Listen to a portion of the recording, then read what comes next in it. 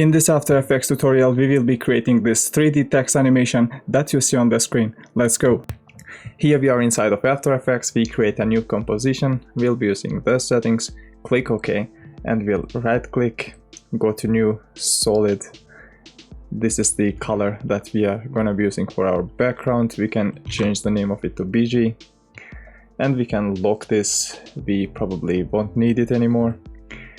We'll press Ctrl T for type tool and just type in your text here.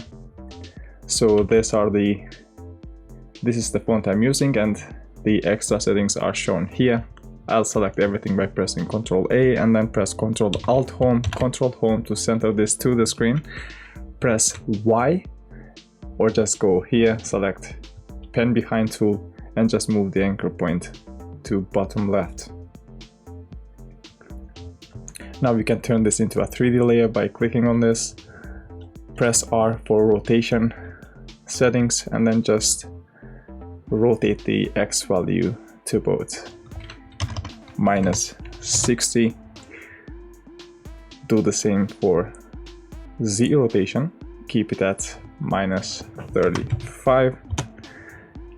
So we can turn on the title action save and just grab from the Y position and move it like that. Can close this one. Now we can open the settings here, close this once. So to make these geometry options available, we can go to composition settings, go to 3D render and just change this to Cinema 4D. Click OK. So as you can see, we can use it now. Open the settings and change the extrusion depth to 50. Now we can go to animate, go to font, color, RGB, and just give it a color. So here I already prepared. Ctrl C to copy and then Ctrl V to paste. We go to animate again, go to side, color, RGB, and we want to give a color to the side as well. So copy this, Ctrl C to copy, and then Ctrl V to paste here, and it's looking fine. Now we can open the settings again. Actually, we can go to extrusion depth and set a keyframe here. We set a keyframe for position as well, so press P for position, set a keyframe here at the beginning, go to first second and just press U to open the keyframes that we have. And then we can move this, we can change the extrusion depth to 500 and move this position, the Z value, we basically move this up. Now we can copy the first keyframes, Ctrl C and then Ctrl V to paste here so that it repeats the same step backwards.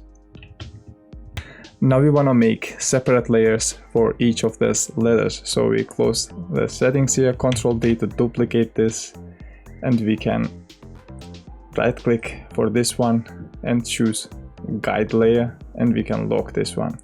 Now we double click on this and just type in T, and now this one is already set up, so we'll duplicate this, Ctrl D to duplicate, move this down, double click on it, type in E for this one, and we can use the guides that we have so that we can move it. So press P for position, click here, go to the middle one, and we can just grab the X value, move E to E basically.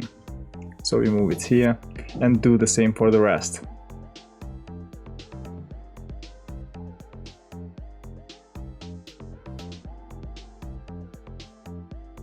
Once we are done with each of the letters, we'll be having this type of look. Now we can hide this guide layer. We'll go to the beginning and we want to separate these layers by 3 frames, each of them. So we'll select everything, every letter that we have here, and then move by 3 frames forward, so page down, 3 times and press Alt and right bracket so that we cut this to 3 frames. And now we go to, actually we select the first one and then shift select the last one, go to animation, keyframe assistant, sequence layers, and then just click OK. So now they are 3 frames apart from each other, and now we can just grab them and drag so that they fit. We'll do the same for the left side here. And now if we select them all, press U, you can see that all the keyframes are 3 frames apart from each other. We'll select all the keyframes, press F9 to easy ease for a smoother animation. Now we want to make this looped twice. So we'll go to first, second, and select the middle keyframes and then the last keyframes here. Ctrl C to copy, and then just go here, type in 3. So it moves to 3 seconds, and then just paste it here. Ctrl V to paste. We'll do the same for the rest. We'll go to the middle one and select middle ones and the last ones. Ctrl C to copy, go back to here and type in 3. What we are doing is basically we separate all the other keyframes by 3 frames each, just like for these ones. So we repeat this same process. We go to the middle ones for the other ones and just copy the middle ones and the last ones. Ctrl C to copy. Go here and type in 3. Paste it by pressing Ctrl V. Once we are done, we can go to the last keyframe, press N, and just have a look at it. So as you can see, it will loop. And now we'll select everything, Ctrl A, and then press U to hide. So we select all the letters, and then press Ctrl Shift C to pre-compose. Type in text, so we name this text. Ctrl D to duplicate this. We can move this down, press enter and rename this to shadow. We'll go to effects and presets and type in CC radial fast blur. Double click on it to add to shadow layer and just take this point, move it to upper left, change the amount to 80, and we can give it a color. So we'll go to fill, double click on it to add. We can move this up, close the settings for this one and pick the eyedropper tool. Just pick a darker color here and make it even darker. Now we can go to the beginning and just, while having the layer selected, select pen tool and draw a mask like that. And just adjust the mask.